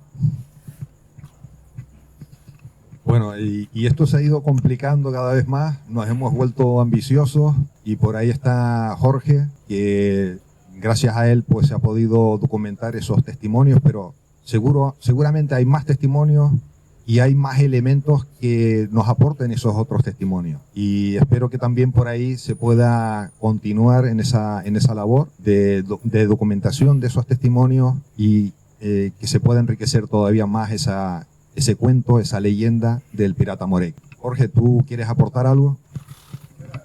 Espera que te llegue el micrófono, por favor. Bueno, como todos los personajes que están envueltos en los mitos y las leyendas, digamos que la riqueza y lo bonito que tienen es que al mismo tiempo, y que también tiene que ver con la tradición oral, es que al mismo tiempo son muy ambiguos, o las historias que nos llegan son muy ambiguas y incluso en muchos casos contradictorias. Y el de hoy pues es uno de esos casos, ¿no? Simplemente yo quería contar una anécdota que me relataba mi abuelo, Juan Bello, no sé si alguien de aquí de los cristianos lo conoce. Me decía que cuando él era joven, bueno, como pues toda la gente joven era un poco vanidosa, y uno de nuestros personajes que entrevistamos comentaba que la gente del pueblo tenía miedo porque decían que había sombras y en esa cueva había un cierto miedo y que no se atrevían a ir solas, que siempre tenían que ir varias personas. Pues mi abuelo les apostó a sus amigos que él no tenía miedo y era capaz de ir a la cueva de Moreque, pero además lo hacía de noche, que aún reúne más temor, ¿no? Y cómo no, él se trasladó hasta la cueva de Moreque y llegó allí, y para demostrar que había llegado encendió una hoguera. Me supongo que pues quemaría algunas aulagas o alguna cosa, y de esa manera demostraba que era valiente y no tenía miedo a la leyenda del pirata Moreque o de la cueva de Moreque. Es una más de las cosas que queríamos haber incorporado al pequeño vídeo que hicimos, pero no nos dio tiempo de incorporar. Pero incluso a partir de ahí hay gente que nos ha contado pues otras versiones, y que me supongo que en los próximos meses pues Ramón irá completando y haciendo todo un proyecto pues bien hecho.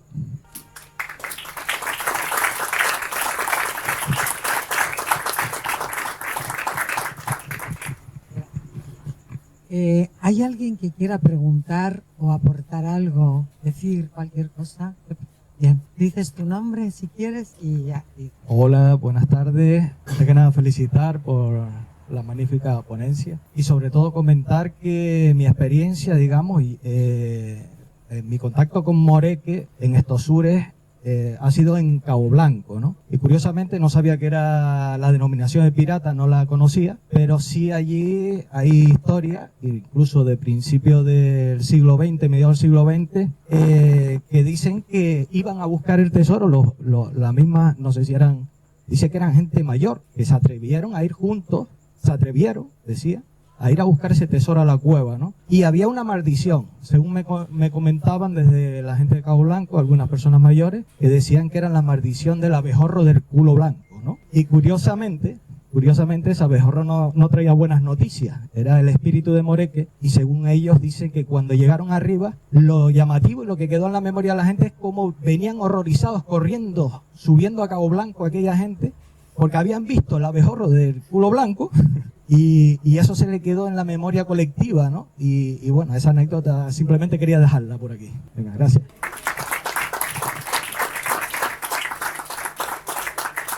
A ver, haciendo un poquito, acumulando mis teorías, yo no creo que fuera negro, o morisco negro, o bereberes como se llamaba antiguamente, la piratería, por lo menos la que venía del Mediterráneo. Porque yo no encuentro el significado que un berberisco, un negro además, podían ser negros, porque hasta arriba de las costas del norte de África eran negros mezclas, vinieran a esconder el tesoro aquí. ¿Por qué no lo escondía en sus costas de su tierra? Norte, sur, Mauritania, y de ahí viene la palabra moro, de Mauritania, escondiendo aquí, que era un país, una zona cristiana y de blancos, y le caía lejos para recuperar su tesoro si necesitaba dinero o riquezas. Eso lo del negro no me cuela mucho.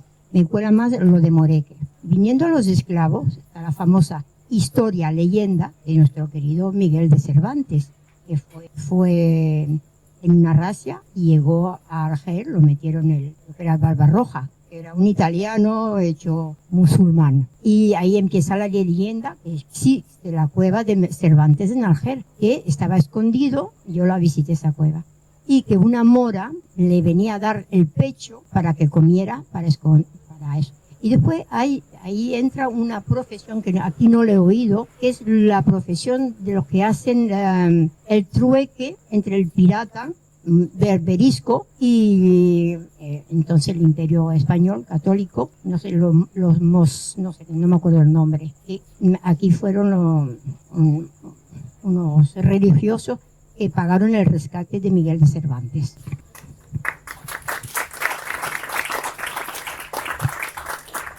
O sea, tú, Elian, quieres decir los que hacían el canje de prisioneros, por así decirlo, ¿no? No me acuerdo porque no es mi especialidad. Y trabajaban los trueques, llegaban aquí, como que tenían una protección diplomática y... Sí. Vale. Sí, monjes. Sí, de mediadores. De mediadores, esa es la palabra, sí, mediadores. Bueno, se pueden rescatar cosas de lo que ella dice para esta historia. Realmente él lo ha dicho muy claro.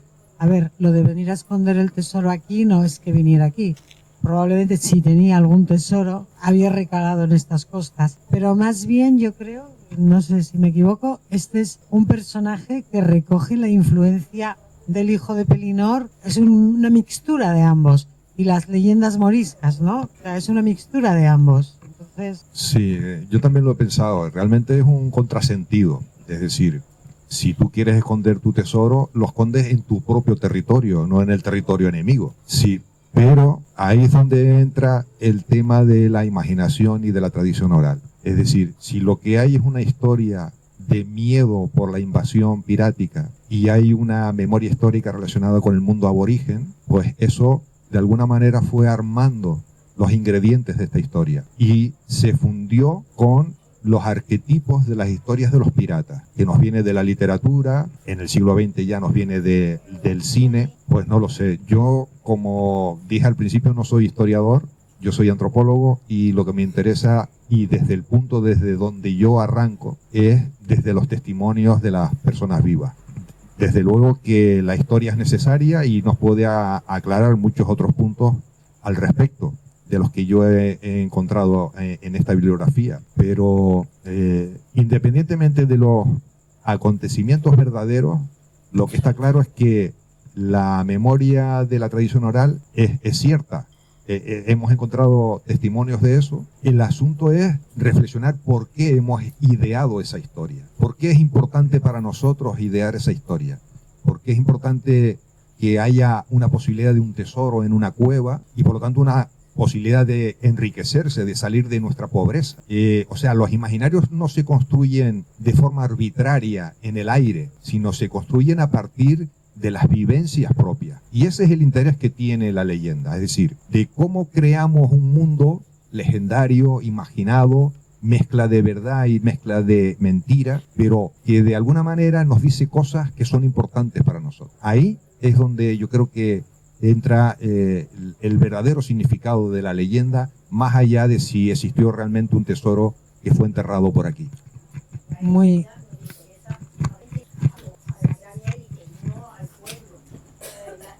El pueblo estaba hecha por el pueblo que se criaba, pues era oral. Y entonces de boca de uno a otro y de generación a otra generación, la historia se cambiaba, por eso son leyendas, pero que pertenece, pues digamos, al pueblo llano, porque las crónicas estaban en los monasterios, los benedictinos, que fueron los primeros que empezaron a escribir, o en las crónicas de reyes, que también, o por los judíos, que escribieron bastante, pero no tenía el pueblo ni sabía leer acceso a esa historia. Entonces yo creo que la leyenda, como tenemos las leyendas griegas y romanas, estaba hecha por el pueblo y la condimentaba cada vez más. Pero en definitiva es, vamos a lo que acaba de decir, a los arquetipos. El tesoro es la idea de salir de la pobreza. lo que acaba de decir el señor, muy importante también. El miedo lo focalizan en un abejorro con el culo blanco. O sea, en definitiva son arquetipos. Es unir el héroe, tienes Ulises, tienes Aquiles, unir Barbarroja de los cuentos, es unir diferentes conceptos para focalizar el miedo, el éxito. En definitiva, bueno, pues era lo que daba la época, ¿no? Y muy bien lo hacían.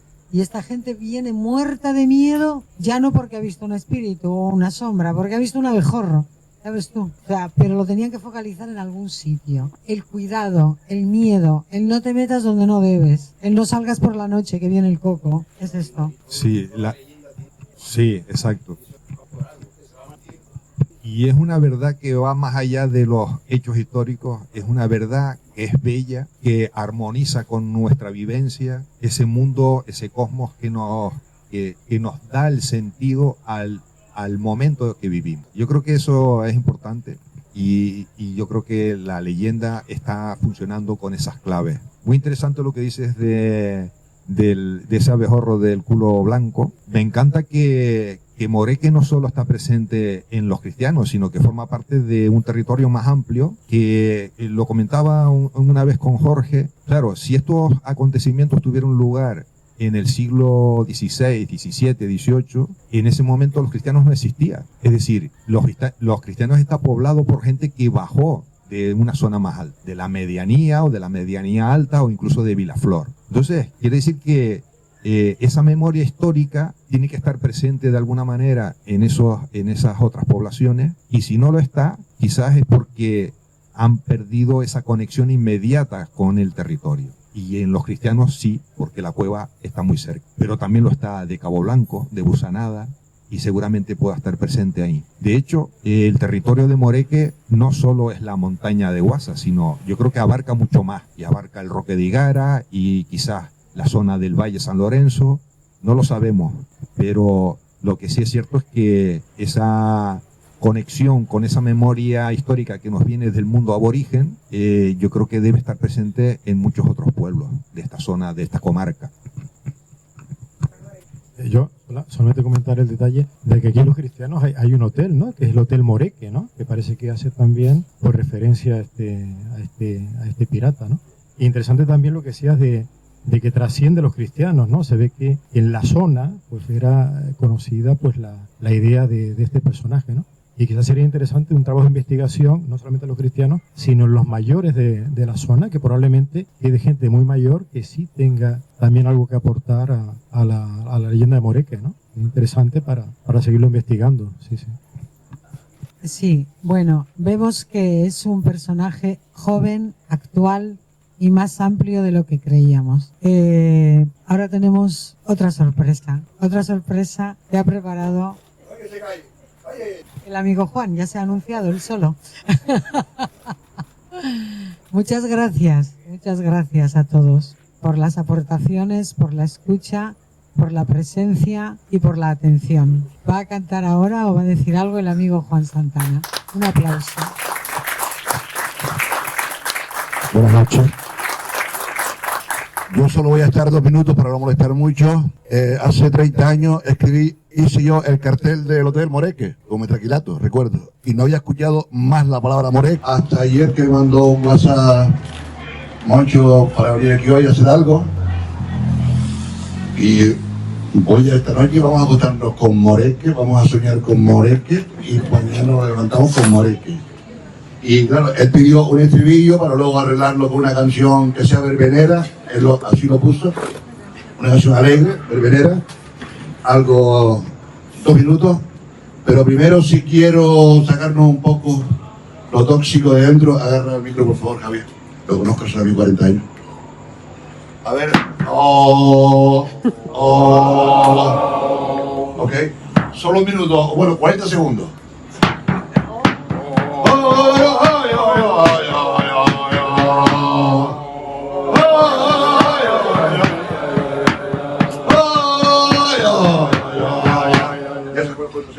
Y ahora vamos a poner la parte para crearlo rápido que soy yo. Porque además tengo un hambre y no dejo comer.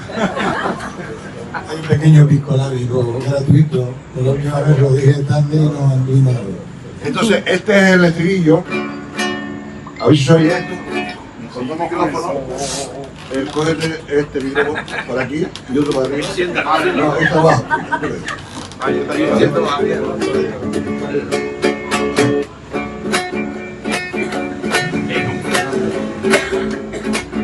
El pirata Moreque no le gustan los trueques. El pirata Moreque no le gustan los trueques. Aquí ten en cuenta que estamos haciendo una canción ahora. Entonces ven al pirata. Al pirata Moreque no le gustan los trueques. Al pirata Moreque no le gustan los trueques. El tesoro es todo para él. ¿No? El tesoro es todo para él. ¿Vale? ¿No? Al pirata Moreque no le gustan los trueques. Al pirata Moreque no le gustan los trueques. El tesoro es todo para él. El tesoro es todo para él. Chimpum.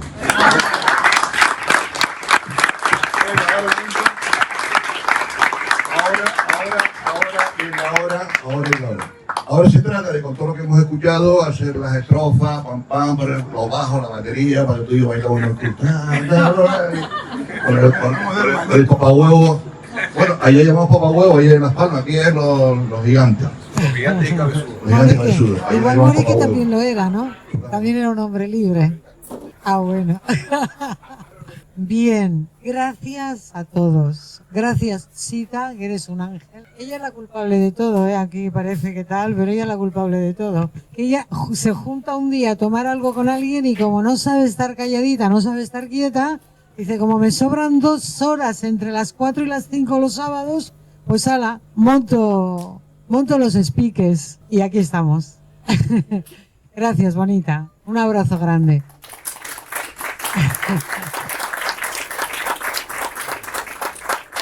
Muchas gracias a todos, muchas gracias Juan, ya te tenemos en la lista ya, el más grande. Gracias Sergio, que me has dejado impresionada. Gracias al señor del cartel, que esto tiene impresionado a medio mundo. Monchi, Ramón, cómo no, el gran artífice de la leyenda de Moreque. Gracias a Javier, gracias a su esposa, gracias don Antonio, que te estoy viendo por ahí. Y un abrazo muy grande a todo el mundo. Gracias por venir.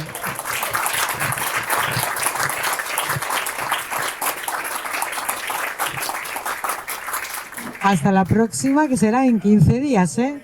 Que pasamos lista, que no falte ninguno.